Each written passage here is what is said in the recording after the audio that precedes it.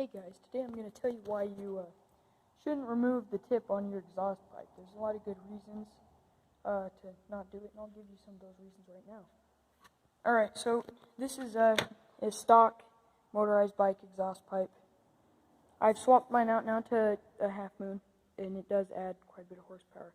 But one of the reasons that people get deceived that removing it adds power is because it makes it a lot louder. So if you want it to be louder, some people just remove it to be louder, but a lot of people think that it adds a lot of power. No, it does not. Maybe it adds a tiny bit in some cases, but from what I've seen, it doesn't add any horsepower. I've seen lots of people test it. They don't even go. I think maybe it helps you out with your torque a little bit, possibly, but they don't go any faster than they do with just a stock one with the tip on. So, this tip is important to maintain back pressure. We'll go over why you want your tip. It gives you back pressure. It keeps unburnt fuel from just flying out of your exhaust pipe. It can help your piston get lubricated better because as it passes by, it's going to have, or when it goes back down, it's going to have more fuel on top of it to go to the sides and lubricate it. The people that run it with no tip on there and burn up the sides of their piston, I guess the engines are real cheap, but if you want your engine to last long, obviously don't do this, and just don't do it anyway. It's stupid. It makes everything shake way more. It makes everything shake a lot more. I haven't tested it out myself, but one of my buddies tried this out for like a week, and yeah, he said that it was pretty stupid. But I've seen people over time, if they keep running it with no tip, it shakes so hard that their exhaust pipe actually breaks off, and all you have is the header. So yeah, it's going to slowly just destroy your exhaust pipe and make your bike shake itself apart. It's going to be a lot harder on your hands, trying to hang on to those hand grips, and on your butt. You won't be able to ride it as long with that. Okay, now if you want an alternative for more power from your exhaust, you can get one of these half-moon exhaust pipes. I got this for $19.99 on Amazon. I mean, it came with a little bit of other stuff, but it's not really worth much. It came with like a spark plug, some fuel line, and a fuel filter. Yeah, I mean, it's just like the same quality as what the kits come with. It's not very high quality. But yeah, the main thing you want to get is this. And it helps you out with power, and it will make you be louder, but it doesn't shake. It doesn't shake like crazy like the other one does. And I was able to go, like 10 miles an hour faster after I added this. And it sounded a lot better than it did with that exhaust pipe. This exhaust pipe sounds awesome, and I do like it a lot. Like, it's not a lot louder.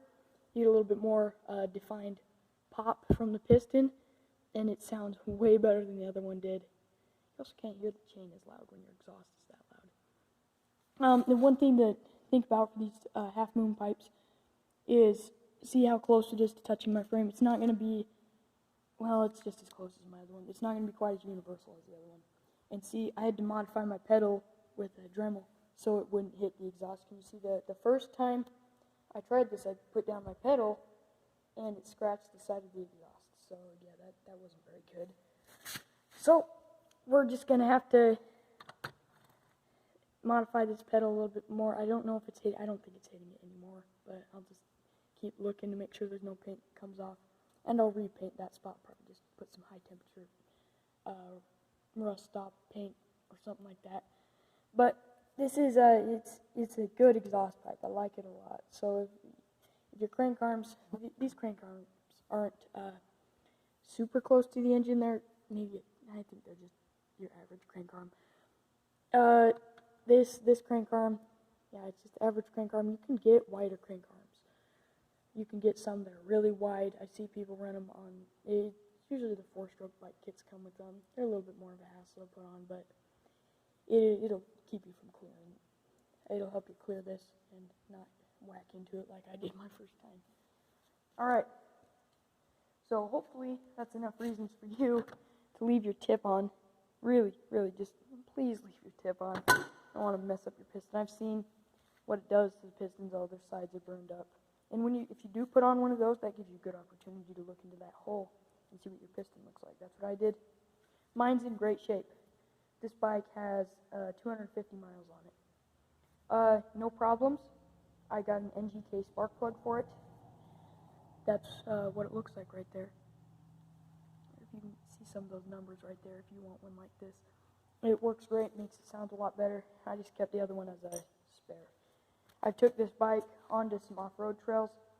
I didn't have this exhaust on there then. I wish I did. For trails in the desert, and these are pretty hard trails that I took it on, I think you could use a bigger sprocket. But I'll try it again with that exhaust pipe and see how it does. But there's the look over of the bike.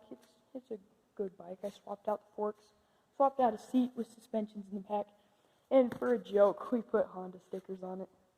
It's hilarious, I know. All right. Well, really, just trust me. I've said it. I think I've said it enough times now. But yeah, just leave your tip on. Thanks for watching.